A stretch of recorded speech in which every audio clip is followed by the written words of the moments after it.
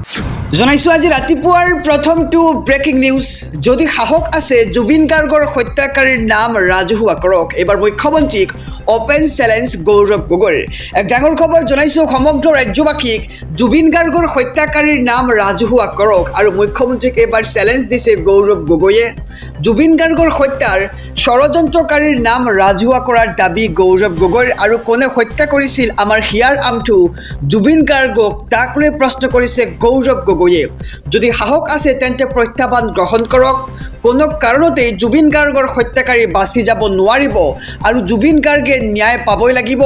জুবিন গাৰ্গক ন্যায় দিয়ক হিমন্ত চৰকাৰে আৰু অসমৰ জনতা ৰৈ আছে জুবিন গাৰ্গৰ ন্যায়ৰ বাবে আৰু জুবিন গাৰ্গৰ হত্যাকাৰীৰ নাম ৰাজহুৱা কৰক বুলি যদি সাহস আছে তেন্তে ৰাজহুৱা কৰক বুলি এতিয়া অপেন চ্যালেঞ্জ গৌৰৱ গগৈৰ আৰু জুবিন গাৰ্গৰ হত্যাকাৰীৰ নাম ৰাজহুৱা কৰাৰ দাবী গৌৰৱ গগৈৰ আৰু মুখ্যমন্ত্ৰীক অপেন চ্যালেঞ্জ গৌৰৱ গগৈৰ জনাইছো আৰু এটি ব্ৰেকিং নিউজ ডাঙৰ খবৰ ব্যক্তিগত অধিকাৰ খৰ্ব কৰিব বহু বিবাহ বিৰোধী আইনে বহু বিবাহ বিৰোধী বিধেয়ক উত্থাপন কৰাক লৈ এবাৰ বিৰোধিতা আমিনুল ইছলামৰ এক ডাঙৰ খবৰ জনাইছো সমগ্ৰ ৰাজ্যবাসীক বহু বিবাহ বিৰোধী আইনে নাগৰিকৰ ব্যক্তিগত অধিকাৰ খৰ্ব কৰিব আৰু বিয়া কোনে কেনেকৈ পাতিব সকলোৰে ব্যক্তিগত ইচ্ছা বুলি কৈছে বিধায়ক আমিনুল ইছলামে আৰু হিন্দু বিবাহ আইন শৰিয়া আইনৰ মাজত বহু পাৰ্থক্য আছে দেশত ইউচিচি প্ৰণয়ন কৰিবলৈ অনা হৈছে বহু বিবাহ বিৰোধী আইনখন আৰু মিয়া মুছলমানৰ বিৰুদ্ধে কবলৈকে শাসনত আছে বিজেপি ধৰ্মৰ নামত ভোট আজুৰিবলৈ এনে কাম কৰিছে বিজেপিয়ে আৰু বহু বিবাহ বিৰোধী আইনৰ বিৰোধিতা এইবাৰ AIUDF বিধায়ক আমিনুল ইছলামৰ বহু বিবাহৰ সমৰ্থন কৰি মন্তব্য বিধায়ক আমিনুল ইছলামৰ আৰু বহু বিবাহ বিৰোধী আইনে নাগৰিকৰ ব্যক্তিগত অধিকাৰ খৰ্ব কৰিব জনাইছো আৰু এটি ব্ৰেকিং নিউজ বিধানসভাৰ মজিয়াত ডাঙৰ সিদ্ধান্ত বাদ পৰা সকলোৱে পাব ৰেচন কাৰ্ড আৰু 5,04,000 হিতাধিকাৰীয়ে পাব ৰেচন কাৰ্ড ইতিমধ্যে তালিকা প্ৰস্তুত কৰা হৈছে এক ডাঙৰ খবৰ জনাইছো ৰাজ্যবাসীক ৰাজ্যৰ লাখ লাখ লোকৰ বাবে আহি পৰিছে ডাঙৰ খবৰ ভাল খবৰ অসমত নতুনকৈ 5,04,000 লোকে লাভ কৰিব ৰেচন কাৰ্ড আৰু বাদ পৰি থকা হিতাধিকাৰীৰ তালিকা প্ৰস্তুত কৰিছে চৰকাৰে আৰু প্ৰতিটো সমষ্টিতেই নতুনকৈ 4,000 হিতাধিকাৰী অন্তৰ্ভুক্ত হ'ব ৰেচন কাৰ্ডত আৰু বহু পৰিয়ালত 2ৰ পৰা 3জন সদস্যৰ নাম বাদ পৰি আছে ৰেচন কাৰ্ডৰ পৰা আৰু পৰিয়ালৰ প্ৰতিগৰাকী সদস্যৰ নাম অন্তৰ্ভুক্তি প্ৰক্ৰিয়া আৰম্ভ চৰকাৰৰ আৰু 126টা সমষ্টিত নতুনকৈ 4,000 হিতাধিকাৰীয়ে পাব ৰেচন কাৰ্ড আৰু ইয়াৰ পাছতেই বাদ পৰি থকা লোকৰ নাম অন্তৰ্ভুক্তিৰ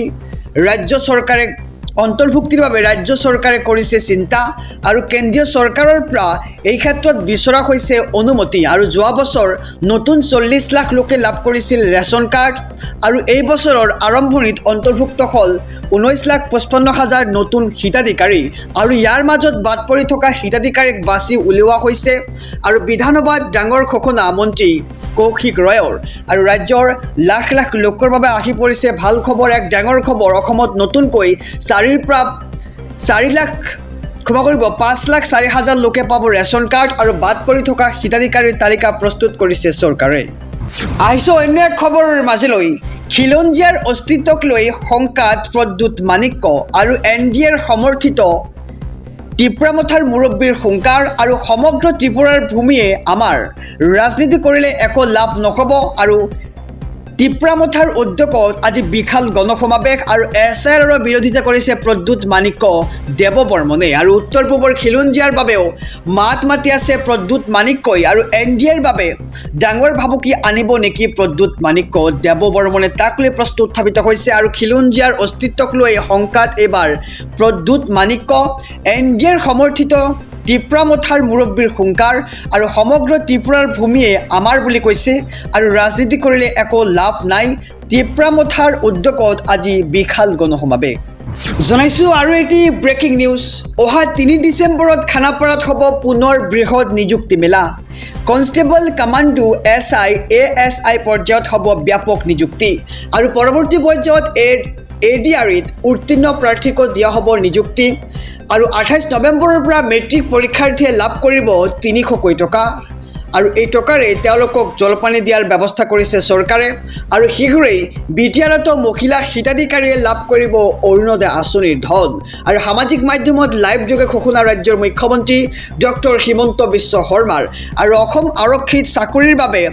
বাছনিপ্ৰাপ্ত প্ৰাৰ্থীক নিমন্ত্ৰণ মুখ্যমন্ত্ৰীৰ নিযুক্তি পত্ৰ গ্ৰহণৰ বাবে পিতৃ মাতৃক আনিবলৈ আহ্বান জনাইছে ৰাজ্যৰ মুখ্যমন্ত্ৰীগৰাকীয়ে আৰু 3 ডিচেম্বৰত খানাপাৰাত হ'ব পুনৰ বৃহৎ নিযুক্তি মেলা জনাইছে এক ডাঙৰ খবৰ সমগ্ৰ ৰাজ্যবাসীক কনষ্টেবল কামাণ্ডো SI ASI পৰ্যায়ত হ'ব ব্যাপক নিযুক্তি আৰু পৰৱৰ্তী সময়ত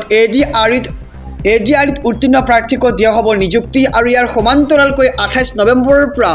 মেট্ৰিক পৰীক্ষাৰ্থীয়ে লাভ কৰিব 300 টকাৰ জলপানী আৰু শীঘ্ৰেই বিটিআৰত মহিলা হিতাধিকাৰীয়ে লাভ কৰিব অৰুণোদয় আঁচনিৰ সুবিধা আৰু সামাজিক মাধ্যমত লাইভ যোগে ঘোষণা ৰাজ্যৰ মুখ্যমন্ত্ৰী ডক্টৰ হিমন্ত বিশ্ব শৰ্মাৰ জনাইছোঁ আৰু এটি ব্ৰেকিং নিউজ ডাঙৰ খবৰ গৌৰৱ গগৈৰ 3টা মহা বিস্ফোৰণ জুবিন গাৰ্গৰ হত্যাকাৰীৰ নাম ৰাজহুৱা কৰক গাঁৱত চৰকাৰী স্কুল বন্ধ কৰি মদৰ দোকান খুলিছে লগতে অসমৰ ভোটাৰ তালিকাত ভুৱা ভোটাৰ সোমাইছে বুলি 3টা মহা বিস্ফোৰণ আনিছে বিজেপি চৰকাৰৰ বিৰুদ্ধে গৌৰৱ গগৈয়ে জনাইছোঁ খবৰ সবিস্তাৰে বিজেপি চৰকাৰৰ বিৰুদ্ধে গৌৰৱ গগৈৰ 3টাকৈ মহা বিস্ফোৰণ আৰু বিজেপি চৰকাৰক হুংকাৰ প্ৰদান কৰিছে গৌৰৱ গগৈয়ে আৰু প্ৰথমতে কৈছে যে জুবিন গাৰ্গৰ হত্যাকাৰীৰ নাম ৰাজহুৱা কৰক আৰু কোনে হত্যা কৰিছিল আমাৰ হিয়াৰ আমটো জুবিন গাৰ্গক আমাক সোনকালে ন্যায় লাগে আৰু যদি সাহস আছে তেন্তে প্ৰত্যাহ্বান গ্ৰহণ কৰক লগতে দ্বিতীয়তে কৈছে যে অসমৰ গাঁৱত চৰকাৰী স্কুল বন্ধ কৰি মদৰ দোকান খুলি থৈছে বিজেপি চৰকাৰখনে আৰু বিজেপিৰ দিনত গাঁৱৰ ভিতৰত আটাইতকৈ বেছি মদৰ দোকান খোলা হৈছে লগতে তাৰ পিছত কৈছে যে অসমৰ ভোটাৰ তালিকাত ভুৱা ভোটাৰ সোমাই আছে বিজেপি দলৰ ওচৰত এটাই অস্ত্ৰ সেয়া হৈছে ভুৱা ভোটাৰ তালিকা বিহাৰ আৰু উত্তৰ প্ৰদেশৰ মানুহ মাতি আনিব বিচাৰিছে আমাৰ অসমলৈ আৰু অসমৰ ভোটাৰ তালিকাত তেওঁলোকৰ নাম